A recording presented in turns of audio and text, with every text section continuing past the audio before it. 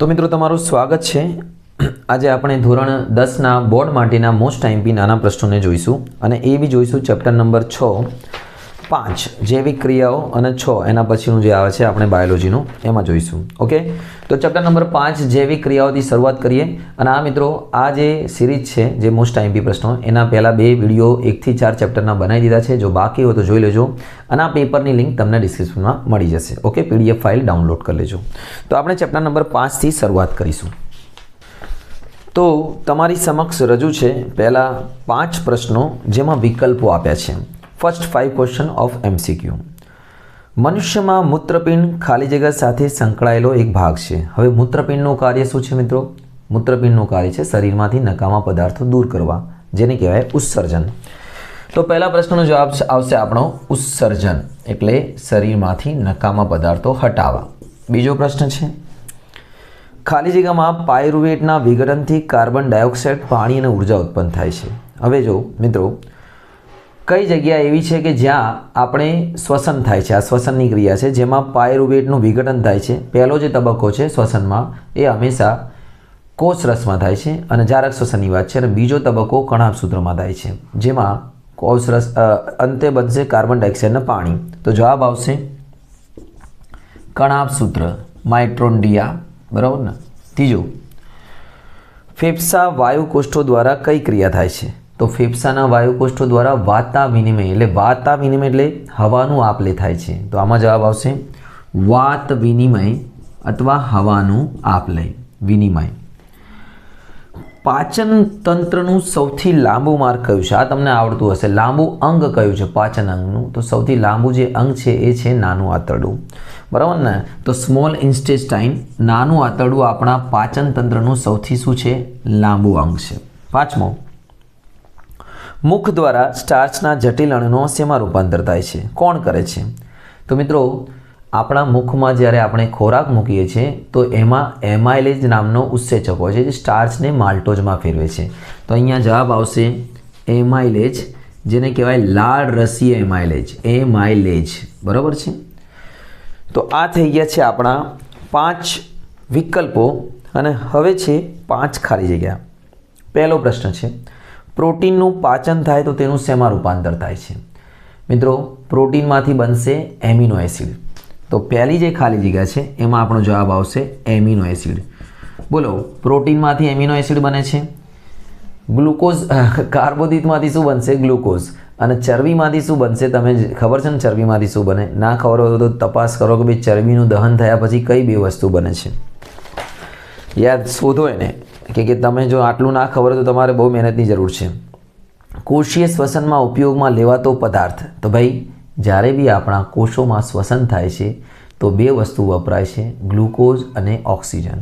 તો તમે ગ્લુકોઝ બી લખી શકો છો અને ઓક્સિજન બી લખી શકો છો। તો ભાઈ બીજો જવાબ આવશે ગ્લુકોઝ અને ઓક્સિજન। હું બંને લખી દઉં છું। જમણા કર્ણકમાં, એટલે જે જમણો આપણો કર્ણક છે હૃદયના 4 ખંડો છે, ઉપરના 2 ખંડોને કર્ણકો, નીચેના 2 ખંડોને છેપકો કહે છે। તો જમણા કર્ણકમાં હંમેશા કયો રુધિર હોય છે? ઓક્સિજન વિહીન, એટલે જેમાં ઓક્સિજન ના હોય। તો અહીંયા જવાબ આવશે ઓક્સિજન વિહીન રુધિર હોય છે, ઓક્સિજન વગરનું। તમે પૂરું લખી દેજો।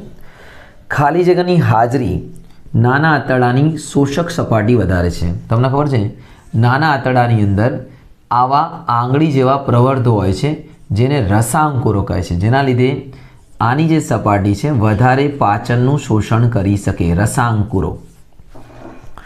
વિલી, જેને કહેવાય ઇંગ્લિશમાં। અમીબામાં ખોરાકનું પાચન શેમાં થાય છે? મિત્રો અમીબા જે છે એની અંદર સ્પેશિયલ ખોરાકનું પાચન કરવા માટે અન્નધાની બને છે, અન્નધાની, આટલું યાદ રાખજો। તો આની સાથે આ 10 પ્રશ્નો આના પૂરા થઈ ગયા। હવે છે ખરા ખોટા અને એક વાક્યના પ્રશ્નોત્તર। ઓકે, આગળ જોઈએ। નેક્સ્ટ ક્વેશ્ચન છે ખરા ખોટા। કેટલીક વનસ્પતિઓમાં નકામા પદાર્થનો સંગ્રહ રસધાનીમાં થાય છે, કોષીય રસધાનીમાં। તો મિત્રો વાત છે સાચી, રસધાની હોય છે વનસ્પતિમાં જે નકામા પદાર્થોનો સંગ્રહ કરે છે। એના સિવાય વનસ્પતિ પર્ણોમાં જે ખરી પડે છે એમાં નકામા પદાર્થો સંગ્રહ કરે છે, પછી જૂની જલવાહક પેશીમાં કરે છે જે ગુંદર અને રેઝિન સ્વરૂપે બહાર નીકળે છે। આગળ વાત કરીએ, વાયુરંધ્ર ખુલવા અને બંધ કરવાની ક્રિયાનું નિયંત્રણ હરિતકણો દ્વારા થાય છે. ના મિત્રો, આ વિધાન ખોટું છે કે જે વાયુરંધ્ર ખુલે છે અને બંધ થાય છે, આ વાયુરંધ્ર એની આજુબાજુ એનું કારણ છે રક્ષક કોષો હોય છે. દોરવામાં કદાચ એવું લાગશે, રક્ષક કોષો હોય છે એ વાયુરંધ્ર ખોલે બંધ છે, બરાબર ને. ઘાસમાં રહેલું સેલ્યુલોઝનું પાચન યકૃત અને જઠરના પાચક્રો સુધી થાય છે નહીં. શાકાહારી પ્રાણીઓમાં જે ઘાસમાં સેલ્યુલોઝનું પાચન કરે છે એ સ્પેશિયલ બેક્ટેરિયાઓ છે જે આપણા શરીરમાં નથી હોતા, જેથી આપણે ઘાસ ખાઈએ તો બી આપણને કોઈ ઉર્જા નહીં મળશે. એટલે એમની અંદર સ્પેશિયલ અલગ જાતના બેક્ટેરિયાઓ વસે છે જે સેલ્યુલોઝનું શું કરે છે? પાચન. એટલે આ વિધાન બી શું છે? ખોટું છે. ચોથું, જઠરની દિવાલમાંથી જઠર ગ્રંથિઓ ધરાવે છે. જઠરની દિવાલો જઠર ગ્રંથિઓ ધરાવે છે, સાચી વાત છે, જેમાંથી જઠર રસનો સ્ત્રાવ થાય છે. ચલો, થઈ ગયું છે. નેક્સ્ટ છે પોષણ એટલે શું? મિત્રો, આપણે જે આપણે જે ખોરાક ગ્રહણ કરીએ છીએ, એટલે જે શરીરને જરૂરી પોષક પદાર્થો ગ્રહણ કરવાનું, તેને પાચન કરવાનું અને શરીરમાં તેના ઉપયોગ કરવાનો, વૃદ્ધિ, વિકાસ અને પોતાના શરીરની જૈવિક ક્રિયાઓ ટકાઈ રાખવા માટે એને પોષણ કહે છે. રક્ષક કોષોનું કાર્ય શું છે? તો રક્ષક કોષોનું કાર્ય છે પર્ણરંધ્રોને ચાલુ બંધ કરવાનું કામ કરે છે. બીજું, આપણા શરીરમાં હવાનો માર્ગ શા માટે રૂંધાઈ નહીં જતો? મિત્રો, આપણી જે શ્વાસ નળી છે ને એ સી આકારના કાસ્તીના વલય ધરાવે છે. આવા સી આકારના વલય હું તમને અહીંયા દોરીને બતાવું. આપણી શ્વાસ નળી છે અને અહીંયા સી આકારના વલય હોય છે અને આ વલયના લીધે પેલી રિંગવાળી પાઇપ આવે એના લીધે એ દબાઈ નહીં જતી, એટલે હવા આવવા જવાનું બંધ નહીં થતું, ખુલ્લી જ રહે છે હંમેશા. પાણીની અમુક ટોટી આવે ને ગ્રીન કલરની, જેમ રિંગવાળી, એ તમે પગ મૂકશો તો બી નહીં દબાશે. તો એવી ટોટી મૂકેલી છે કુદરતે. સરકારે શું મૂક્યું? લસિકા એટલે શું?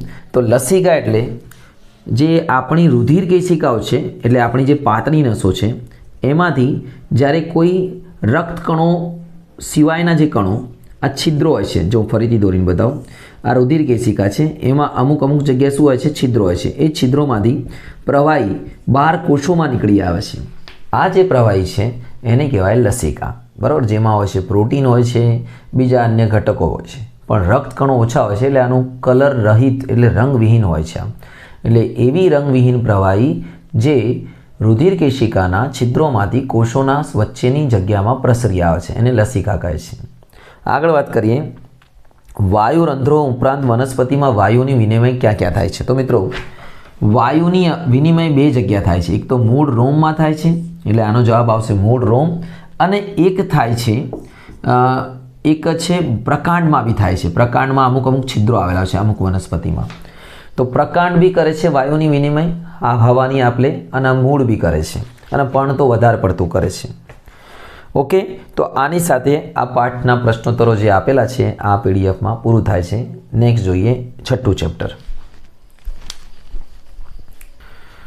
હવે છે મિત્રો ચેપ્ટર નંબર 6, નિયંત્રણ અને સંકલન, જેમાં આપણા મગજ, ચેતાકોષોનો વગેરેની માહિતી છે. તો પહેલો પ્રશ્ન છે, બે ચેતાકોષો વચ્ચે આવેલી જગ્યાને શું કહે છે? તો ભાઈ, બે ચેતાકોષો વચ્ચે જે જગ્યાઓ છે એને કહેવાય ચેતોપાગમ. જ્યારે ભાઈ બંને ચેતાકોષો એકબીજા સાથે ફિઝિકલી કનેક્ટેડ ના હોય પણ વચ્ચે થોડી જગ્યા હોય છે, બરાબર, એને ચેતોપાગમ કયા? બે ચેતાકોષો વચ્ચે છે. એકનું ચેતાંત અને બીજાનું શિખાતંતુ.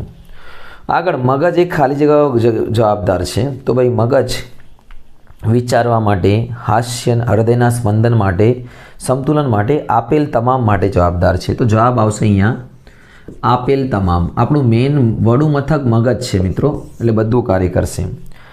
ડાયાબિટીસ કયા અંતઃસ્રાવ? મિત્રો, જ્યારે બોડીમાં તમારા સ્વાદુપિંડમાંથી જ્યારે ઇન્સ્યુલિનનું સ્ત્રાવ ના થાય ત્યારે ડાયાબિટીસનું શું થાય છે? પ્રોબ્લેમ થાય છે. એટલે ડાયાબિટીસ માટે તમારે જોઈએ ઇન્સ્યુલિન નીકળવું જોઈએ જો ડાયાબિટીસ ના થવું હોય તો. કે ઇન્સ્યુલિન શર્કરાનું પાચન કરે છે, ખાંડનું. છોડના મૂળ શું દર્શાવે છે? હવે જો છોડ છે, કોઈ બી છોડ છે, એના મૂળ જમીન તરફ જશે, એટલે આ બાજુ પ્લસ અને ઉપર બાજુ માઇનસ. તો આપણે જોવાનું કે કોણ પ્લસ છે અને કોણ માઇનસ છે, પાછળ આપણી પાસે ઓપ્શન છે. તો ભાઈ ધન પ્રકાશાનું વર્તન નહીં, ઋણ ભૂ આવર્તન નહીં, ઋણ પ્રકાશાનું વર્તન હા, ઉપર ઋણ છે અને ધન જલાનું વર્તન હા, તો આ જવાબ આવશે કે ભાઈ ઋણ પ્રકાશાનું વર્તન એટલે પ્રકાશની બાજુ ઋણ દિશામાં છે અને જલની બાજુ એટલે પાણીની બાજુ ધન દિશામાં છે. ઓકે, આગળ વાત કરીએ. રિલીઝિંગ હોર્મોન કોણ કરે છે? સ્ત્રાવ. તો આ કરે છે હાઇપોથેલેમસ. ભાઈ આમાં સી, ચોથામાં સી જવાબ આવશે, સી. અને આ કરે છે બકા હાઇપોથેલેમસ, જે પિચ્યુટરી ગ્રંથિને પ્રેરિત કરે છે. પિચ્યુટરી ગ્રંથિને પ્રેરિત કરવા છે રિલીઝ કરવા માટે, હોર્મોન રિલીઝ કરવા માટે. ઓકે, તો જવાબ યાદ રાખજો હાઇપોથેલેમસ. અને તમને બીજું એ વસ્તુ કહી દઉં કે આપણા શરીરમાં મુખ્ય ગ્રંથિ છે પિચ્યુટરી ગ્રંથિ, જે બાકી બધી ગ્રંથિઓનું નિયમન કરે છે. ઓકે, અને એક બીજું કામની વસ્તુ કહી દઉં કે લડો યા ભાગો તરીકે કયો અંતઃસ્ત્રાવ તરીકે ઓળખાય છે? એડ્રીનાલિન. એટલે એડ્રીનલ જે અંતઃસ્ત્રાવ છે એ એડ્રીનલ ગ્રંથિ જે સ્ત્રાવ કરે છે એડ્રીનાલિન. ઓકે, આટલું યાદ રાખજો. અને થાઇરોઇડ ગ્રંથિમાંથી આયોડિન, થાઇરોઇડ ગ્રંથિને સ્ત્રાવ માટે આયોડિન જરૂરી છે. અને આગળ આવશે જ આ લગભગ પ્રશ્ન. આગળ જોઈએ, ખાલી જગ્યા જોઈએ. તો મિત્રો તમારી સમક્ષ રજૂ છે હવે ખાલી જગ્યા 4. આપણા આહારમાં ખાલી જગ્યાની ઉણપથી ગોઈટર રોગ થાય છે. બગા, ગોઈટર રોગ એટલે જેમાં ગળાની ગ્રંથિ ફૂલી જાય છે અને આહારમાં આયોડિનની ઉણપથી આ ગોઈટર થાય છે. એટલે તમારે જવાબ યાદ રાખવાનો આયોડિન, આયોડિનવાળા નમક ખાઈએ. બીજો, રુધિરમાં શર્કરાનું નિયમન કયો સ્ત્રાવ કરે છે? અભ્યાર જ વાત કરી, ઇન્સ્યુલિન કરે છે. આ વખતે ઇંગ્લિશમાં લખી દઈએ, ઇન્સ્યુલિન કરે છે. ત્રીજું, મગજનો ખાલી જગ્યા ભાગ શીખવા અને ખાલી જગ્યા ભાગ યાદ રાખવાની ક્રિયા માટે જવાબદાર છે. તો મિત્રો મગજનો અગ્ર ભાગ શીખવા છે અને યાદ રાખવા માટે ભાઈ અગ્ર મગજ જવાબ, એક જવાબ અગ્ર મગજ આવશે. બીજો જવાબ હવે તમે મને કહેજો શું આવશે, કે આ મને ડાઉટ છે આમાં, બંનેમાં જવાબ એક જ આવશે, અગ્ર મગજ. વટાણાના સૂત્રાંગો સ્પર્શાનું વર્તન છે. વટાણા જે ઝાડ ઉપર ચડે છે એ સૂત્રાંગો સ્પર્શાનું વર્તનનું ઉદાહરણ છે, સ્પર્શાનું વર્તન. અને આગળ વાત કરીએ ખરા ખોટા. તો ભાઈ લાળ રસનું સ્રવ એટલે આપણા મોઢામાંથી જ્યારે લાળ નીકળે છે, જ્યારે તમે કોઈ ખાવાની સારી વસ્તુ જો તમને મનગમતી, તો મોઢામાંથી લાળ નીકળશે, એ લંબ મજ્જા દ્વારા નિયંત્રિત થાય છે. તો જવાબ છે સાચું. ઓકે, હૃદયના ધબકારા વગેરે.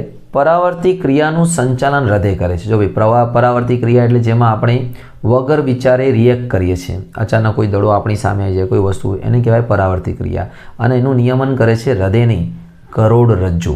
બરાબર ને? તો આ જવાબ શું છે? ખોટું છે. ત્રીજો આવી જઈએ, લજામણી મિમોસા કુળની વનસ્પતિ છે. હા, સાચી વાત છે, લજામણી મિમોસા કુળની વનસ્પતિ છે. એનું બીજું નામ મિમોસા બી છે. ચોથું, જીબ્રેલિન વૃદ્ધિ અવરોધક છે. મિત્રો જીબ્રેલિન વૃદ્ધિ પ્રેરક અંતઃસ્ત્રાવ છે. જો વૃદ્ધિ પ્રેરક છે ઓક્ઝિન અને જીબ્રેલિન, અને વૃદ્ધિ અવરોધક છે એબ્સિસિક એસિડ. આટલું યાદ રાખજો.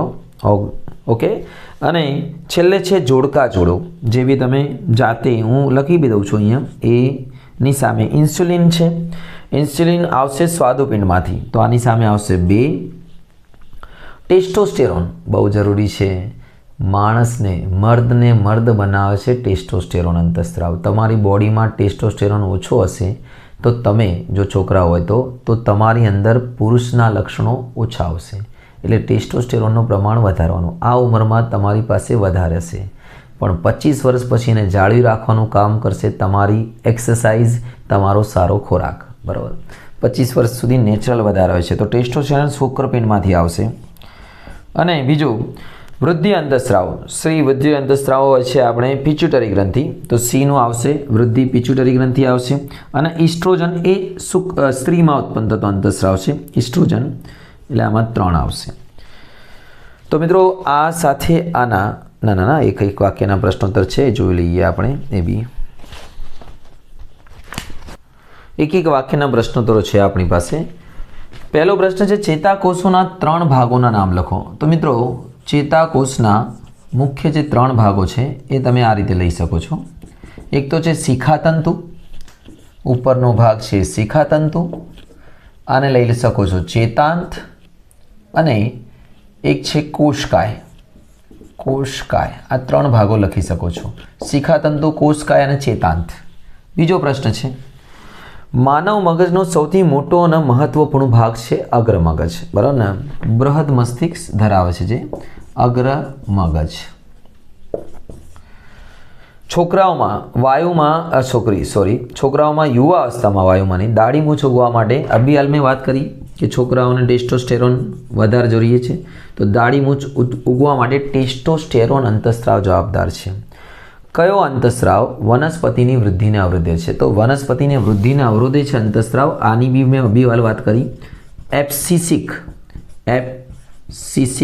એસિડ, આ અંતઃસ્ત્રાવ વનસ્પતિની વૃદ્ધિને શું કરે છે? અવરોધે છે. ઓકે, તો હવે આ પૂરા થઈ ગયા છે મિત્રો, અને આની સાથે આ 2 ચેપ્ટર મેં બીજા ફરીથી કરાવી દીધા છે તમને. તો આશા રાખું છું તમને બધા પ્રશ્નો ખ્યાલ આવી ગયા છે, અને હજી બી તમારે જો મનમાં કોઈ પ્રશ્ન હોય, કોઈ ડાઉટ હોય તો જરૂર જણાવજો. અને હા મિત્રો, જો ચેનલ પર ન હો તો સબસ્ક્રાઈબ જરૂર કરશો. બોર્ડ સુધી તમને બહુ કામના વિડીયો મળતા રહેશે. ઓકે, લગાતાર મેથ્સ સાયન્સમાં. શુભમ.